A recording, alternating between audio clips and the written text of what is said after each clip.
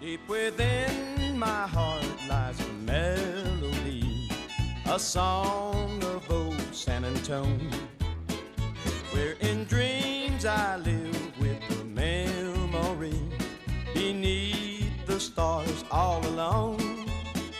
It was there I found beside the Alamo enchantment strange as the blue up above, a moonlit path that only she would know still hears my broken song of love. Now today we are going to be talking about Adele Briscoe Looscan, who was one of Texas' first and most prolific historians and preservationists. She was part of the Daughters of the Republic of Texas and many other groups around the state. She was a longtime president of the Texas State Historical Association. And our speaker, Dr. Laura McLemore, is going to be telling us all about not only Adele's life, but how she fits into the bigger picture of women's preservation in Texas. Laura is with us today from the LSU-Shreveport campus, where she is the head of archives and special collections. However, our area is not unfamiliar to her. She got her PhD at UNT a number of years ago. She's also the author of Inventing Texas, which is a history of historians in Texas, of which Adele Looscan was one. And so the last thing I want you to know is after the program today, Laura will be selling her newest book, which is about Adele Briscoe Looscan, Daughter of the Republic. It's a joint publication through the TCU Press and the Center for Texas Studies. It's in our Texas Biography Series. And those books will be available up here on the way out the door at the end of the day. So, with that, I give you Laura McLemore. Thank you, Leanne. And it's really a pleasure to be here today. Thank you all for coming, and it's an excellent way of kicking off Women's History Month. Women in Texas have played a dramatic role in Texas, in the preservation and dissemination of Texas history, and I think that that is captured in this quote that I'd like to start out with. Thank God, the women of Texas can always be trusted to lead in all great reforms and patriotic movements.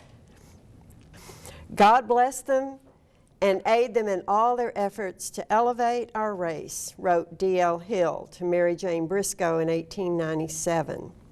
Congratulating her on the success of the San Jacinto Daughters of the Republic of Texas in their efforts to preserve the San Jacinto battlefield.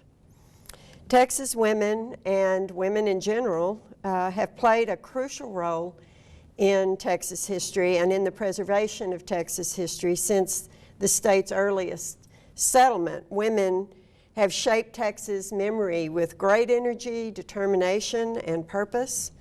They were the ones who worked to make the Texas Revolution memorable. They saved battle sites like San Jacinto and the Alamo and erected monuments. They preserved the documents, celebrated the veterans, wrote the stories, and ensured that Texas history was taught in schools and made available in libraries. The women of Texas had more to do with the public memory of Texas and the Texas state of mind than the veterans of the Texas Revolution themselves. It was Texas women who nurtured, preserved, and promoted the memory or idea of what it means to be Texan, and they did it in a variety of ways for a variety of reasons. In that, Texas women were following a national trend. 19th century women charged with being guardians of the society's culture and morals took their role seriously, beginning their work with religious groups in the early 1800s. By mid-century, their efforts included women's rights and historic preservation. Women may have had many social disabilities at this time as individuals, but in association with other women, they got things done.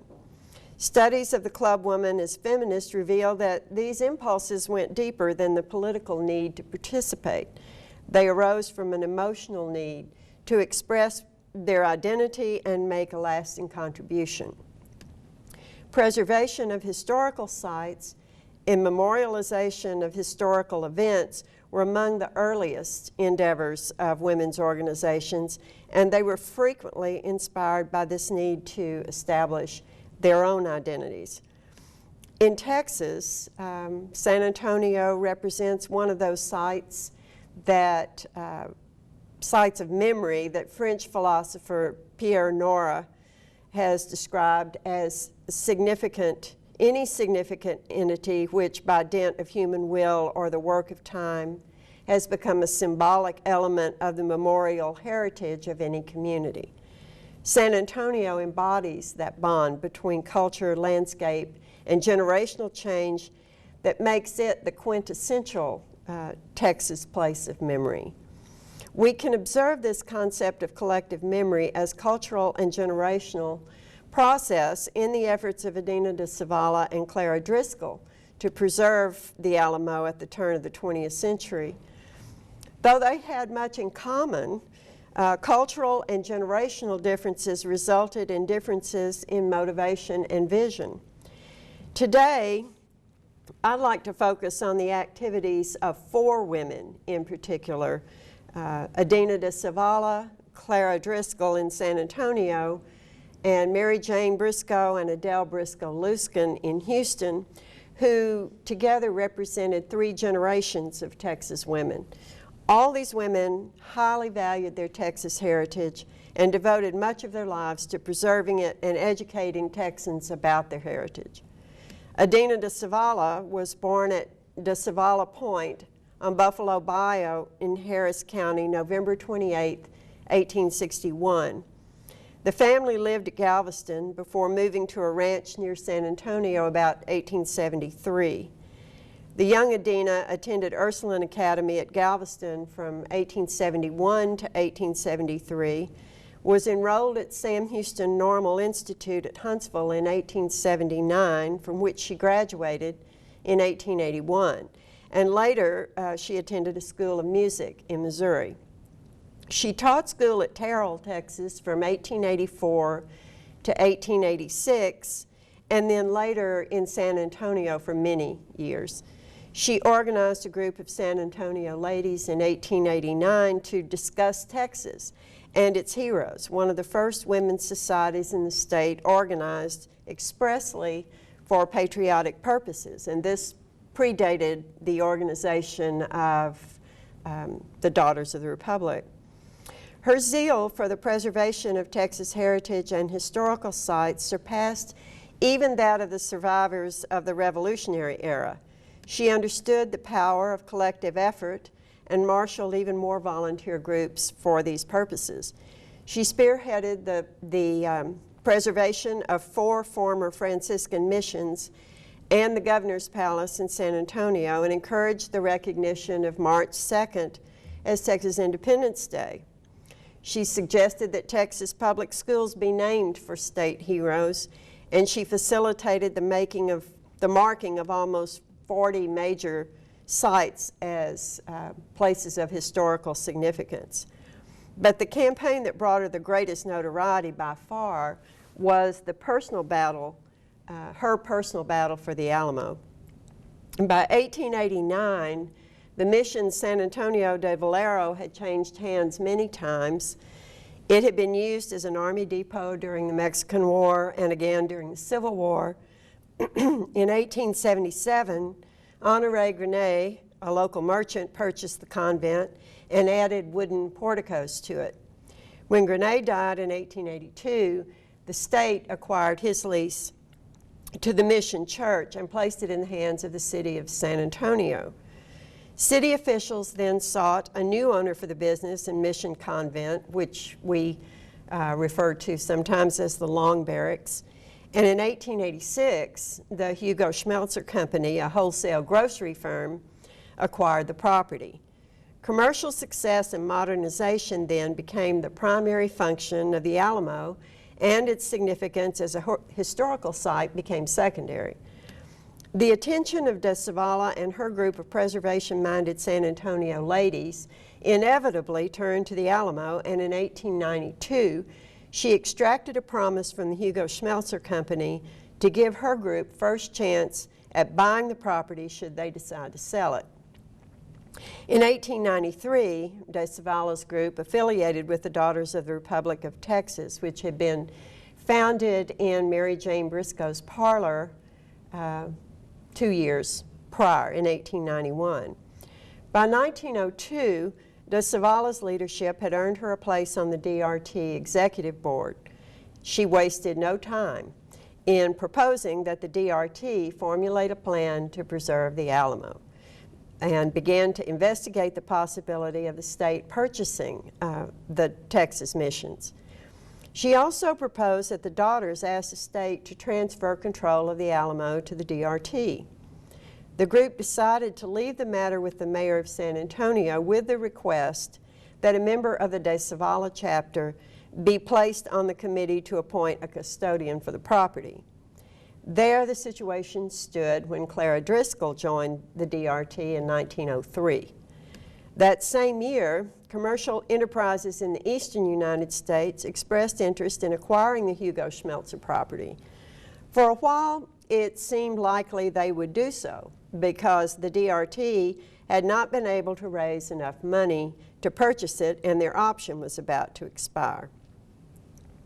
Through a series of somewhat serendipitous events, de Zavala encountered Clara Driscoll, the daughter of a wealthy elite Corpus Christi family who had recently returned to Texas from Europe. De Zavala made her case to Driscoll, who had previously expressed concern about the condition of the Alamo. However, de Zavala and her cohort, sculptor Pompeo Capini, enlisted her aid by appealing not so much to Driscoll's patriotism as to her egoism, explaining how she could become famous all over the nation by saving that sacred spot. It was a fateful strategy.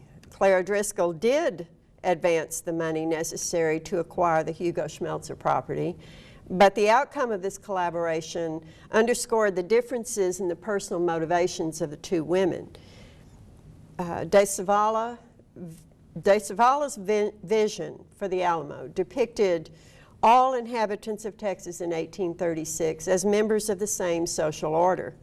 The Alamo represented to her the shared sacrifices of Mexican and Anglo-Texians fighting for common cause. What motivated de Zavala and her supporters, even after the chapter was expelled from the DRT in 1910, was this inclusive vision of the Texas mission and of the Texas creation narrative, in which the fall of the Alamo represented only one chapter, but one in which their own heritage held a stake. Inspired by de Zavala's vision, the de Zavala chapter sought to restore the unity of experience and vision that animated their revolutionary generation. They wanted to reestablish a link with the past in which heroes were identified as neither Texans nor Americans, but as the whole people of Texas, one of Spanish and Mexican making, but now a social and cultural world lost. While legally disaffiliated from the DRT, de Zavala and her followers still played a major role concerning the structure of the Hugo Schmelzer building. From her initial inception, de Zavala envisioned preserving the Alamo as it had stood in mission days. So more or less of a restoration and historically correct representation, as well as a landmark to the heroes of the 1836 battle. To this end, her own research produced plats, maps, and narrative accounts of the mission in its early years. The Driscoll faction, in contrast, focused primarily on the Revolutionary battle and considered the church to be the main feature of the site, which could be better emphasized if the convent was removed. And that there were a number of reasons for that. One was that the church was a better looking building than the Long Barracks. And another, even though, and it was not that relevant to,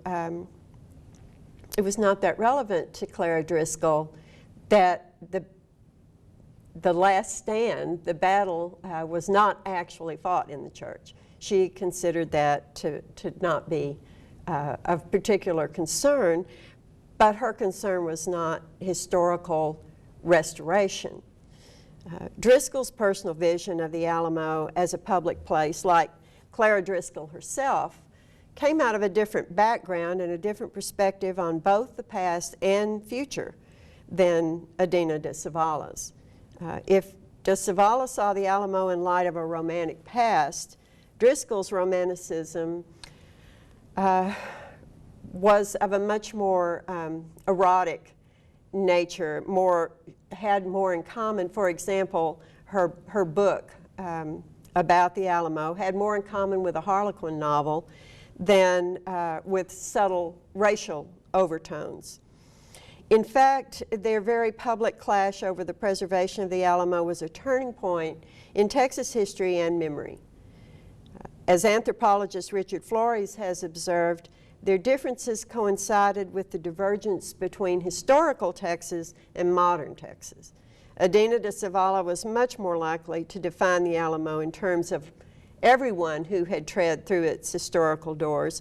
Clara Driscoll, on the other hand, was intent on interpreting it as a place that legitimized the ensuing social transformation and economic development of the early 20th century.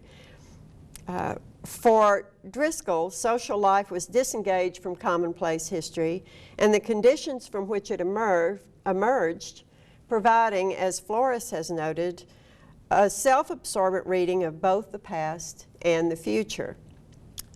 The past was not the entirety of all previous occurrences, but a single incident made to represent all prior events.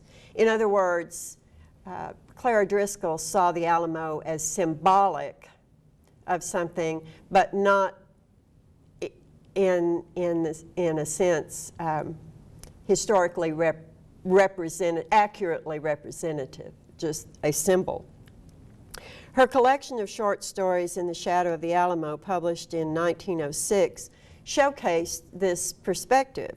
Driscoll's narrative made no attempt to engage the forces and conditions of its historical setting, but instead valorized her present social milieu. In other words, this divide between us and them. Her private vision reconfigured the social scene as a place where Texans reigned supreme over those swarthy-skinned neighbors from south of the border. This vision of the Alamo served the interest of Driscoll and her milieu far better. The preservation of the Alamo then coincided with the capitalist expansion and emergent modernization in South Texas. Clara Driscoll was born April 2nd, 1881, so 20 years after Adina de Zavala. In St. Mary's, Texas, she was the daughter of Robert Driscoll Sr., who had amassed a fortune in railroads, ranching, banking, and commercial developments in the Corpus Christi area. The Driscolls were deeply involved in the social and economic restructuring of South Texas. Their business interests in railroads were partially responsible for the economic displacement of Mexicans in the region. To see Mexicans as injured by the socioeconomic organization to which her family contributed would imply her responsibility for it in some measure.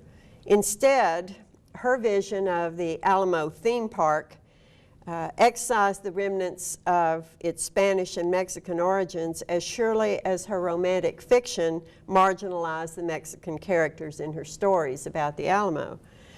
The conflicting visions of de Zavala and Driscoll with regard to the preservation of the Alamo touched off a battle within the DRT as destructive as any that had occurred within the walls of the old mission.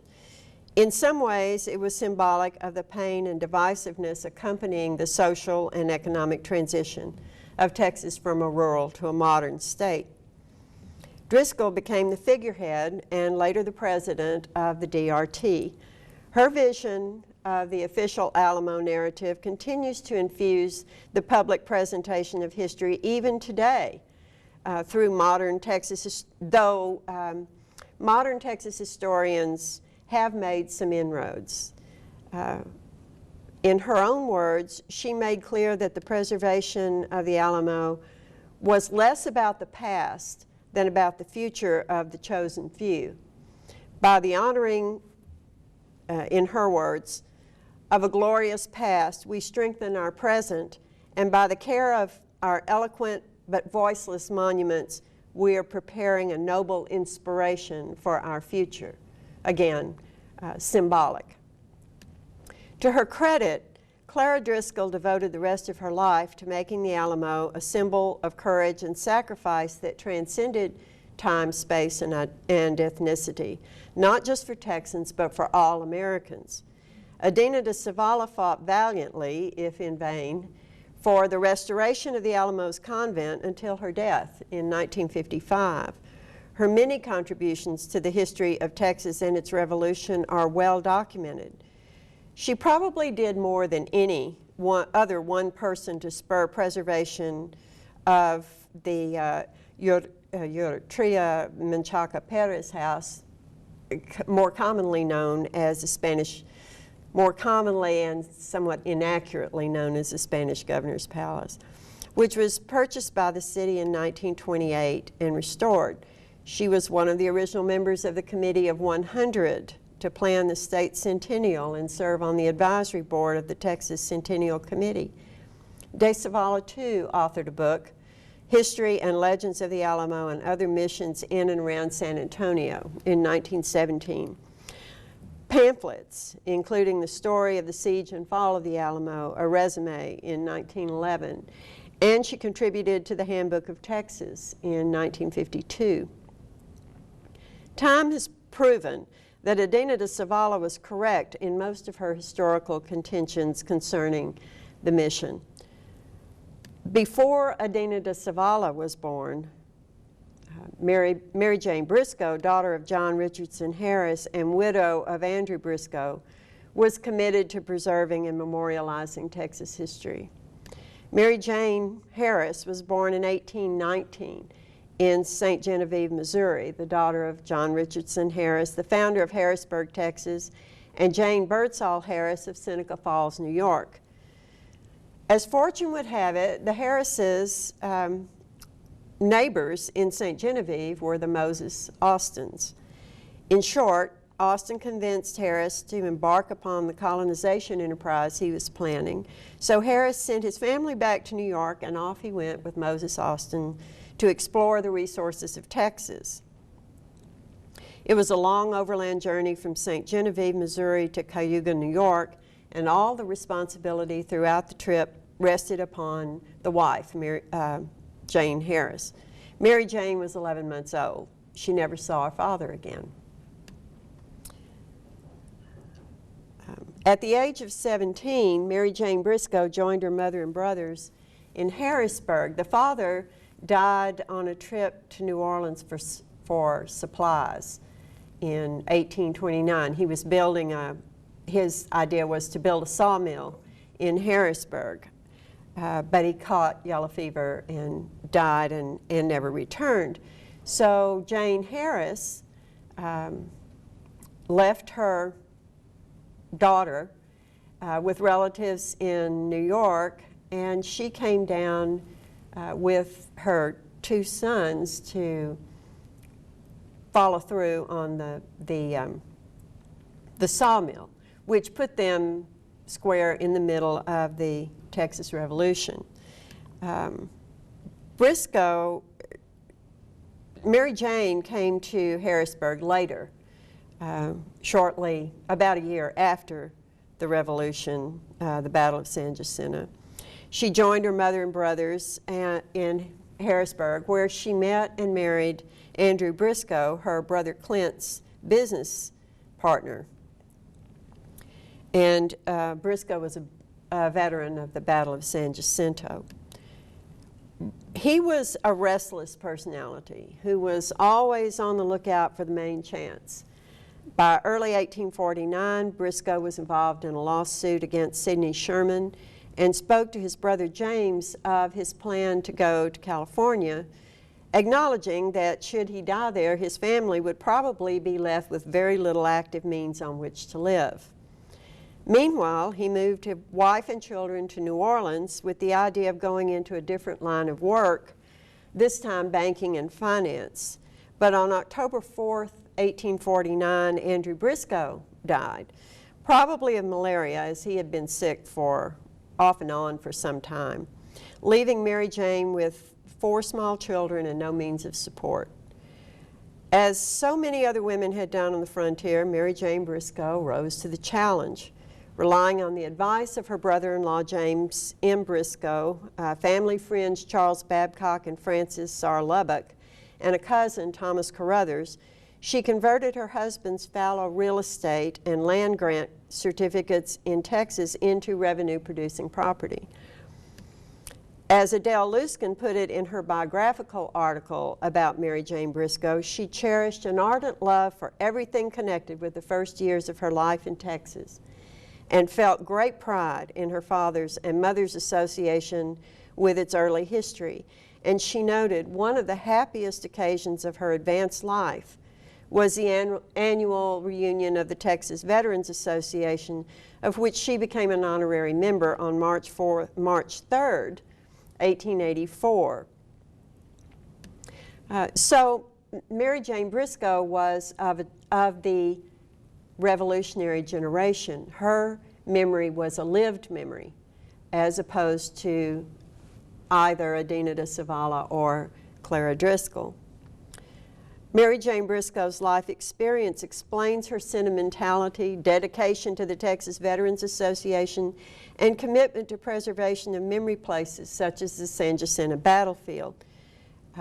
She had never known her own father except through family lore and the accounts of his acquaintances and business associates in Texas. She could remember her husband most positively within the context of his participation and, by extension, success in the Battle of San Jacinto. Those friends to whom she looked for business advice and with whom she socialized and grew old shared the same memory places and lived experiences.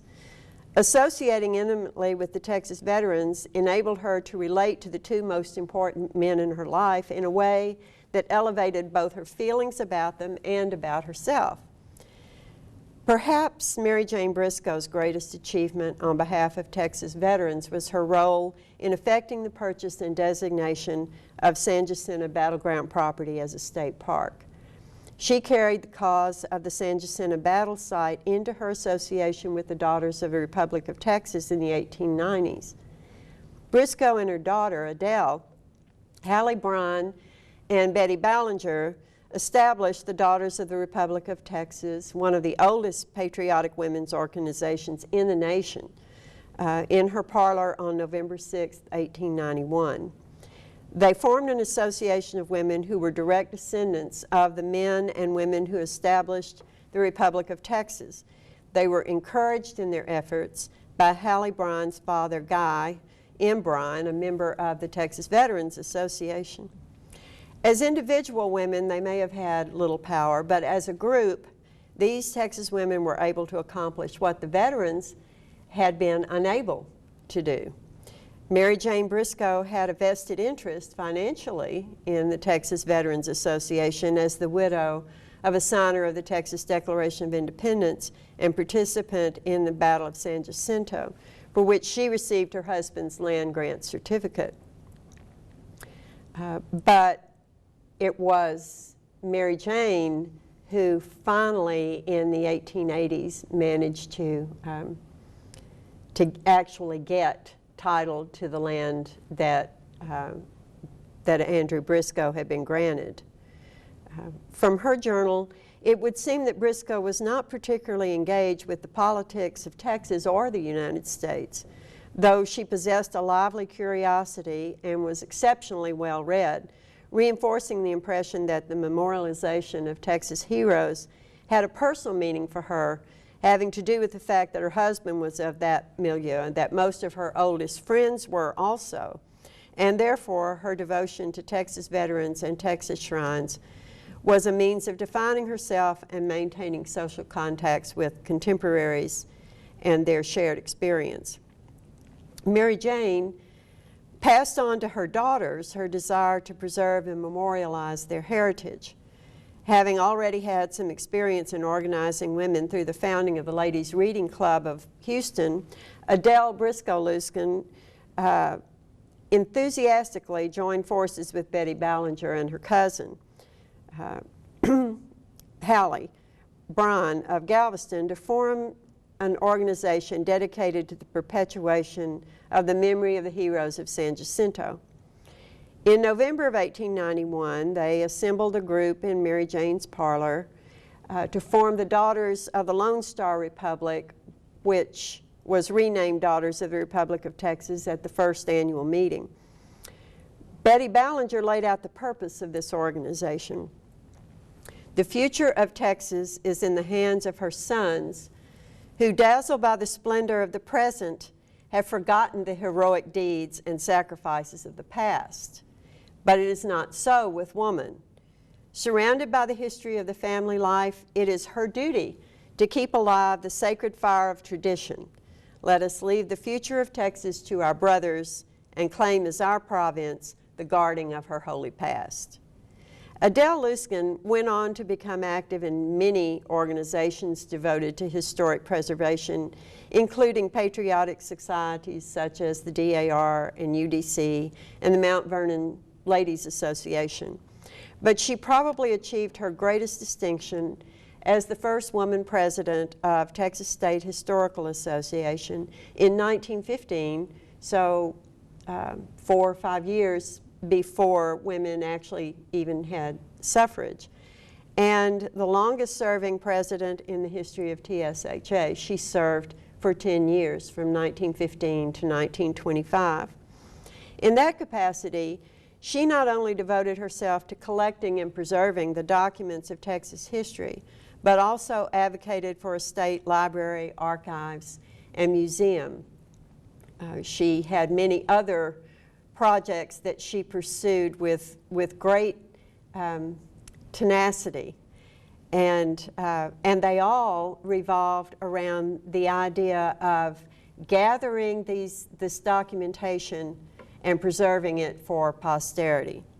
The women of Texas nurtured, preserved, and promoted the history of Texas, but they did more, as the examples of Mary Jane Briscoe, Adina de Zavala, Clara Driscoll show, and Adele Looscan. Each generation shaped the public memory of it in her own way and for her own reasons.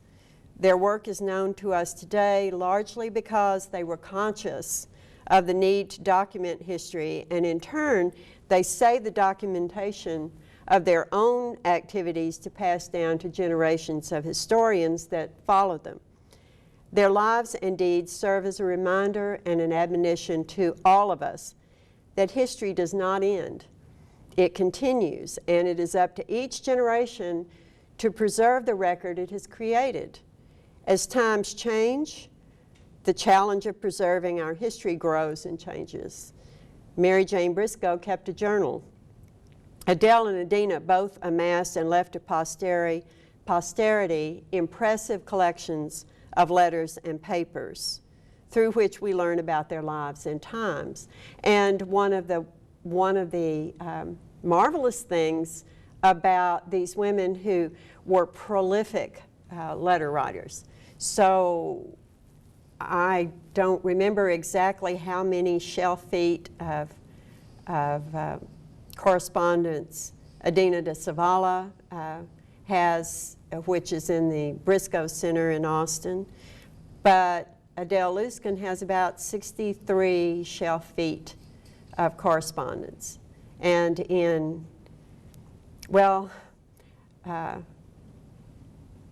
since about 1993, I've been reading Adele's correspondence, not just the 63 feet at the San Jacinto Museum of History, but also at the Houston Metropolitan Research Center, at the Briscoe Center for American History, and the Reading Club records are at the University of Houston Library, Special Collections. Houston Harris County Heritage Society. So they're scattered out.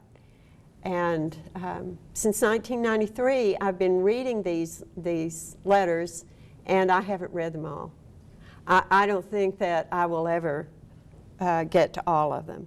But the wonderful thing about, one of the wonderful things about their having been so conscientious about saving their correspondence is that it didn't just tell us their story, but through their correspondence, it gave us so much insight into the people that they were interacting with.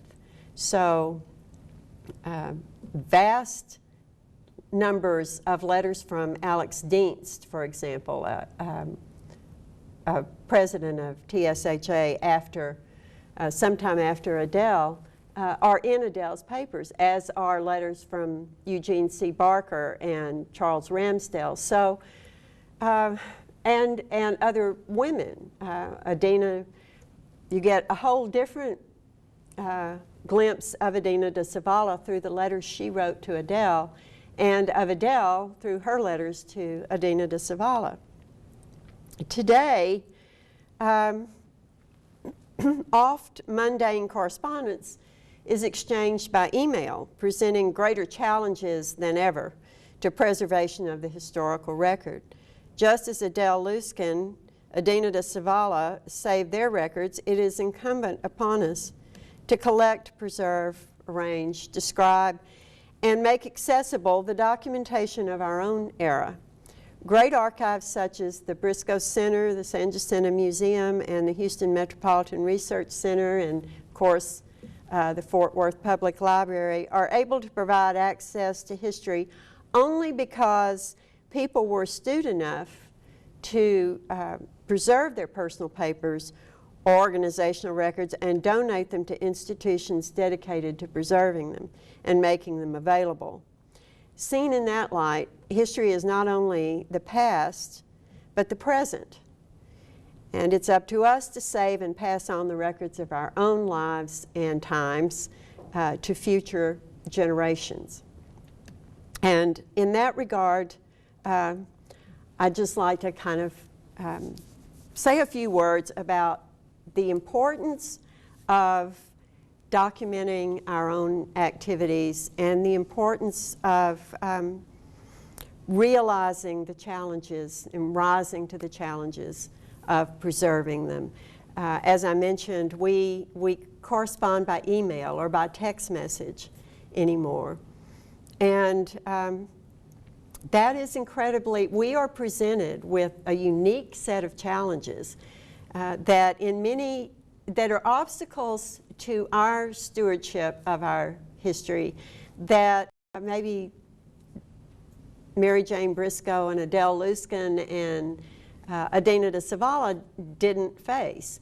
And that is that our documentation is now tied to proprietary formats, for not to be too technical about it.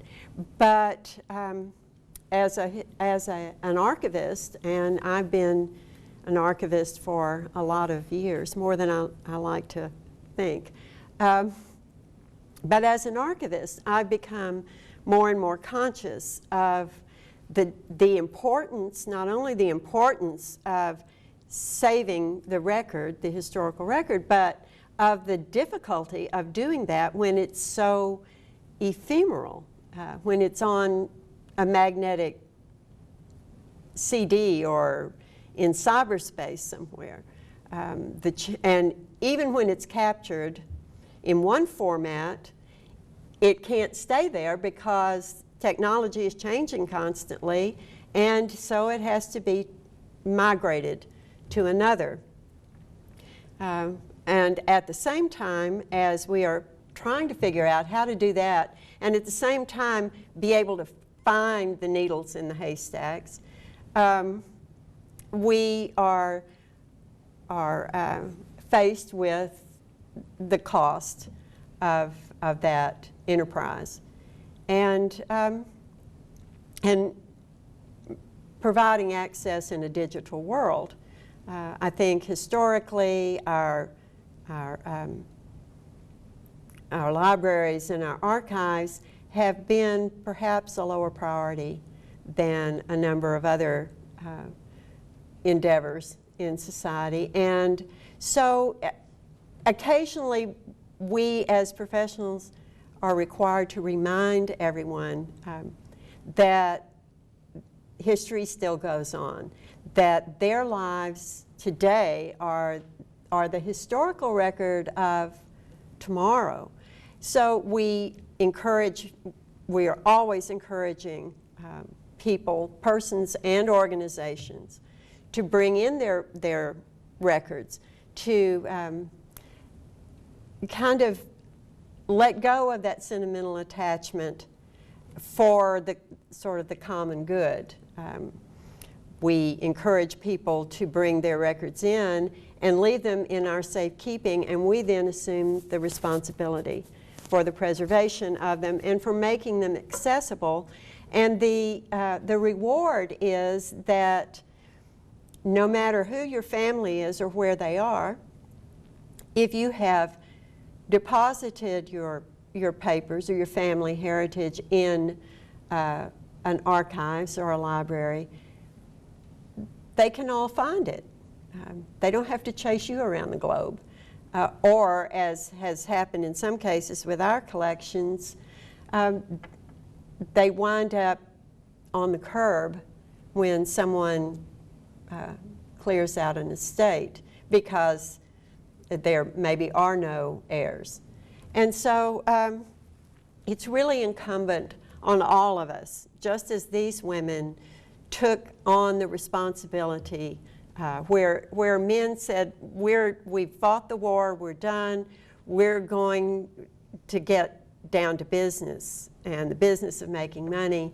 And women like Betty Ballinger said, okay, you do that and we will do this. And I'm not saying that this should remain purely the province of women. I think that it is incumbent on all of us, men and women, to be conscious that we are leaving a record, we are creating a record and leaving it for our future generations. Right now, many of you may have heard something about the budget woes that we're having in Louisiana these days. And budget woes are really not foreign to anybody in America, I don't think. But sometimes they can be terribly inconvenient.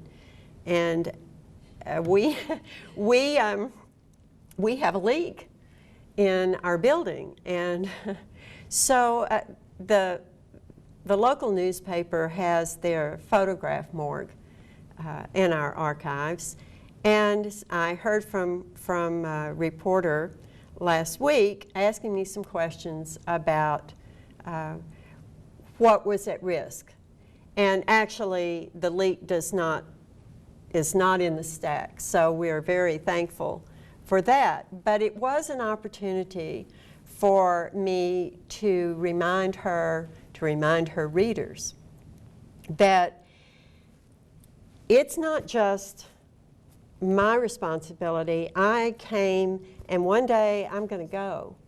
It's the responsibility of all of us to care enough about this to support our public institutions and to support preservation in that way. We can't, or should we all be archivists or librarians, but we all should be conscious of the fact that that stewardship, that public trust we're all stewards of that public trust. And so preservation is up to every single one of us. We couldn't do it without you. And if you have any questions, I'll be happy to entertain them. None?